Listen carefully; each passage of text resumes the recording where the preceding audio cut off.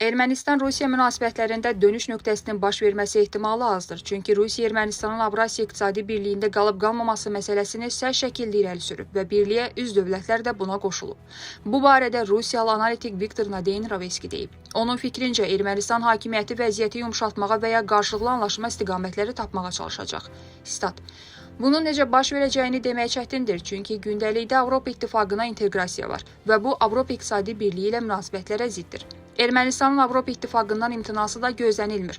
Erməni rəsmilərlə Avropalı rəsmilərin dərin əlaqələri də bunu deməyə əsas verir. Digər tərəfdən Ermənistan Kollektiv Təhlükəsizlik Müqaviləsi Təşkilatında fəaliyyətini donduraraq Avropa İqtisadi Birliyində işləməyə davam etmək istəyir. Vəziyyət mürəkkəbdir. Fikrimcə, seçkinin nəticələrinin rəsmi təsdiqindən sonra yaxın gələcəkdə liderlər arasında görüş baş tutarsa, əsas müzakirə mövzusu bu olacaq və bir sıra məsələlərə aydınlıq gətiriləcək. Statın sonu. Rusiyalı analitik qeyd edib ki, Avropa İttifaqında fəal işləməyə davam edəcək və Ermənistanın Avropa gələcəyini geri dönməz hala gətirməyə çalışacaqlar. Stat. Seçki prosesi tamamilə başa çatdıqdan sonra dinamik dövr başlayacaq və gərginliyin olacağı gözləniləndir. Statın sonu. Seçkilərdə ikinci yeri tutan güclü Ermənistan bloku Nikol Paşinyana qarşı həm parlamentdə, həm küçədə mübarizə aparacaq. Bu barədə blokun lideri, erməni əsilli Rusiyalı milyarder Samvel Karapetyan deyib. Karapetyan bildirib ki, gələcəkdə atacaqları addımlar siyasi məqsədlərinə çatmaq üçün hansı yolun effektiv olmasından asılı olacaq.